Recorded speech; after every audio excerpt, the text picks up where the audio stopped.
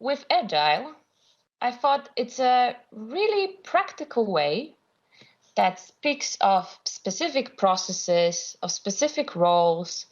It has already quite a big research behind it, and it proves to improve the results in different environments and in different organizations. And at the same time, I realized that Agile is really addressing the underlying culture.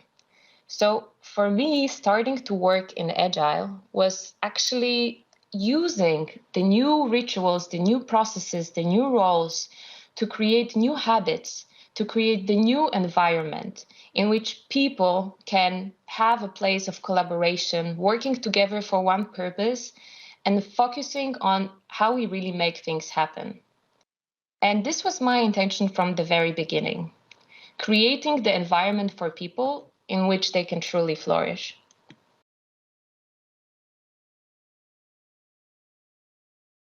So I realized that there is quite a lot of resistance for this new way of working. So we started to work as a team of Agile coaches, and we realized it's very difficult to change the organization without a leadership support. So how the leadership mindset is affecting the organization, how we are being able to introduce the changes in the processes and in the way that leaders are treating their employees became one of the crucial questions we started to ask ourselves. So a lot of changes around Agile touches things like the structure, but also it touches a lot of the things around how we treat the employees, how much we are being willing to give them the power and the autonomy.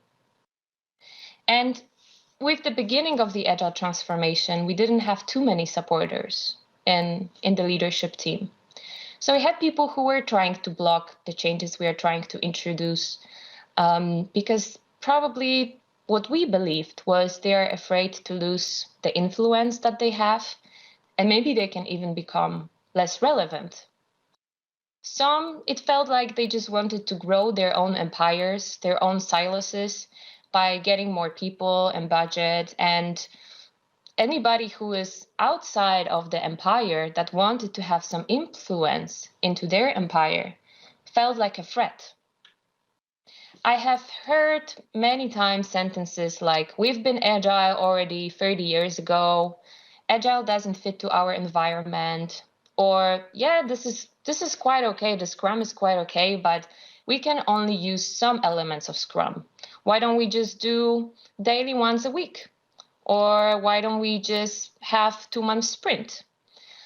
So going through these talks and from those interactions, I realized that the vague group I labeled management became my biggest enemy. So I found myself many times complaining about how management is blocking the change, how if they don't change their mindset, we're not being able to actually move toward agile transformation. And then I started to think about Agile Manifesto.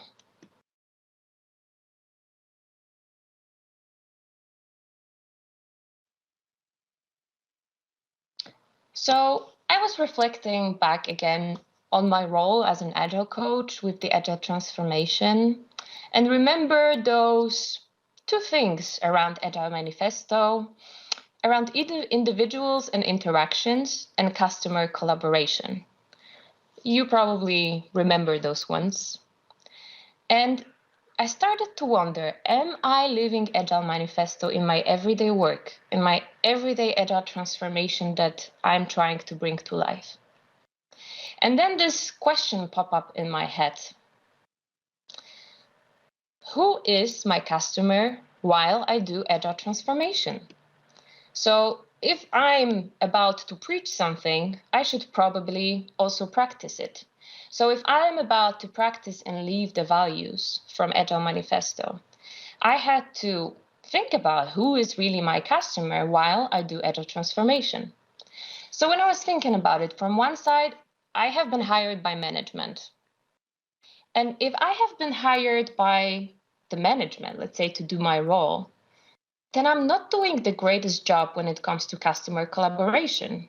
Because instead of trying to really collaborate, I try to negotiate of how much I can extend my boundaries and how much I can negotiate that they change. From the other side, if I'm doing this for the organization, this mystical thing, which I call the organization, what is this actually? Isn't this people at the end? And aren't managers people as well? From the other side, if I think about the end customer, so I'm doing the agile transformation for the end customer.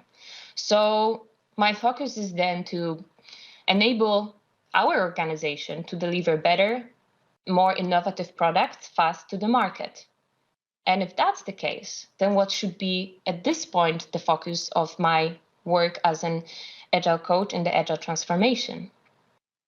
And maybe at the end, all of those customers and all of those perspectives are equally important. So I started to think about how can I find a win-win-win? So managers win, organization win, and I win. So I feel also good with my intention.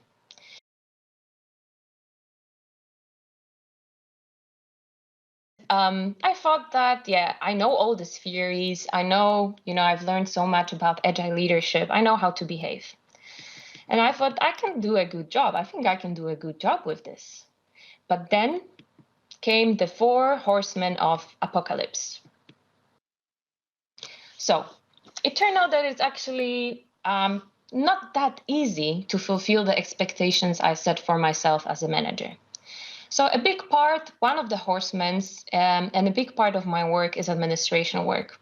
So even though I want to create a lot of things, I want to bring the positive impact in my environment, I do need to do a lot of administration work. So I cannot only focus on creating value, I have to take care of the things that I really don't like to take care of, but somebody has to. Another horseman is my trial to co-create everything. So after reading all these books, I really was shying away from making decisions by myself. So I really wanted to involve the team into all the possible decisions. And quickly I realized I'm really not moving fast forward, not even fast. I would say I'm not even moving in the medium speed forward. So it feels like all the time I'm opening up the decision making and I'm all the time questioning if that's the right thing to do and asking others for opinion. So actually, I didn't manage to try out so many things and just do them because I wanted to make decisions together, that everybody is on board. Another horseman is about feeling watched. So if you would meet me in my agile coaching times, you'd probably see that I can be quite open and honest. And to be honest, it was very easy to be this way because a lot of things that I was said was just being let go. And people were actually more accepting the things that I'm saying and not treating it like, I don't know, something super influential or super impactful. It was just one of the opinions that I had. So I felt quite comfortable challenging the management, challenging the structures and so on. On the other side, being a manager, you are much more on the spotlight. I am much more in the spotlight. The things that I say might impact people quite a lot, and I have to be very careful with my words. I have to be very careful what I'm saying to my team, what I'm saying in the conversations, because as a manager, you are being more expected to comply to the system. And while you try to work against the system, there might be people who would want to give you a warning not to do this too much. And the last one is being afraid to use my power. So because of my experiences with my previous work, I was thinking that actually using a power by me is taking away the power from the people. So the more space I overtake, the less space I give to others. So even though I was quite clear about my vision and things that I want to create, I was starting to wonder, am I becoming this manager who's trying to protect their empire? Am I making some decisions? Am I really playing some games to protect the people in my team?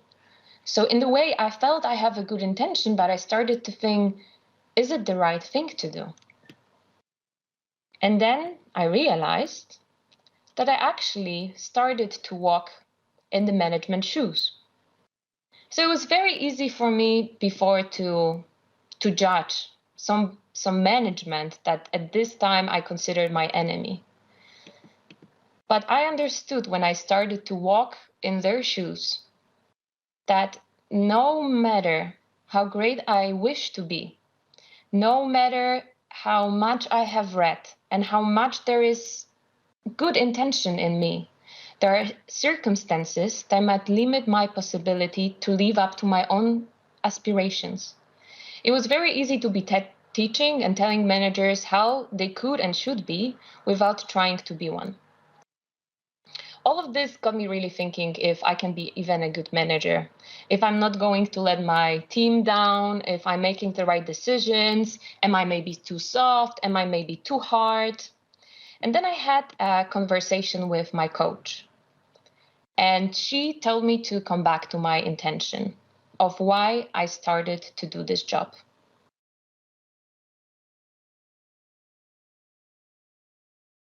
When I interact with people, I ask myself, what kind of environment I want to create for them? How do I want them to feel when they are around me? What will help me? What kind of environment that I create around them will help me to get closer to my purpose? And I want you to ask yourself the same thing.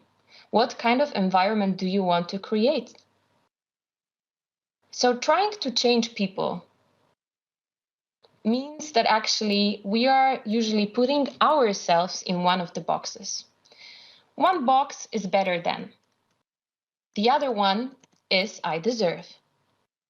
So better than box means that I know better how to do things, so you should change and become as good as me.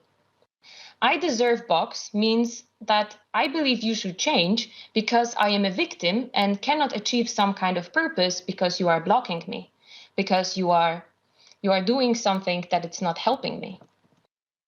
And to simplify this picture, when we put ourselves into one of those boxes, better than or I deserve, we tend to objectify the people as means of achieving some goals. They can be an obstacles, a burden, or maybe a helper sometimes. And I do find myself in one of those boxes many times, both in work and a private life. For example, I say sometimes that somebody is a bad leader because they micromanage their teams. I'm in the box better than because I know better how to manage and I know better how to be a good manager. Another example, we can't move with the transformation forward because they don't understand the real agile. I'm a victim because I cannot do anything because they are stopping me. So I deserve them to behave differently. We put labels and we cluster people into those categories. I want someone to be different than they are because I believe I know better how they should be. That's the mindset and the box we put ourselves in. And the first step is to get out of the box and see others as human beings, just as we are with fears and hopes. So you might ask yourself why we get into this box. So deep inside, many times in this kind of situation, we know what is the right way to do something. We have this hinge of how we would like to behave in this situation. But we have our reasons not to do the right thing that we believe is the right thing to do. And many times we create the story in our mind to justify our behavior. And you see in here the graph also taken from this book about how to really create a change. And you see that dealing with things that are going wrong, so correction is just the top of the pyramid. First of all, we have to get out of the box. We have to treat others as another human beings. And then we have to work on our relationships with this person, with this group, and with others who have influence on them. We have to listen and learn. We have to listen about what are their hopes, their fears, what is making them behave the way they do. Then we can teach and communicate. Then we can bring different perspective and communicate our own perspective. And then we can try to correct. But it all starts with us and starts with getting out of the box of better than or I deserve. So being an agile coach, just be another human being to any manager or whoever you meet in the organization. Have a compassion and patience to build the relationships first, to understand and listen. And you will see how your impact will increase when you will start with building the relationship and understanding instead of trying to fix someone. And one of the last things I want to mention is that it's not only about being there for everybody, building the relationship, listening, and caring about the others, having an open heart. You still need to stay with your intention.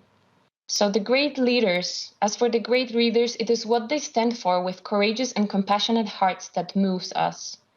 So the leaders who have their vision, who have their clear intention, who want to create change in the world, still need to have a compassionate heart for the people that are around them, but stick to their vision, not let it go, not say, I'm accepting whatever there is. No, I want to change things, but first of all, I want to meet you as another human being.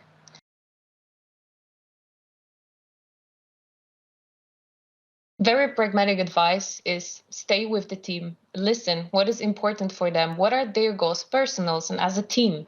What are their fears? What are their hopes? Try to understand first, build the relationship and trust without an intention of trying to change them and make them agile. And then for this, start to collaborate and see what you can create together to actually move towards common direction.